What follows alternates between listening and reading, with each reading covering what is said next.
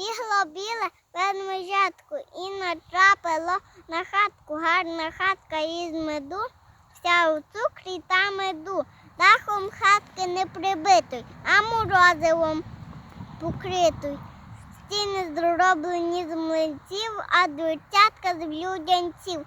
Ось де хатка моя, тут я буду жити я.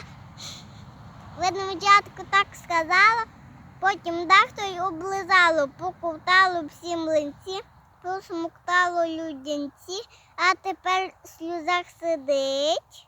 Де я буду, бідний, жить?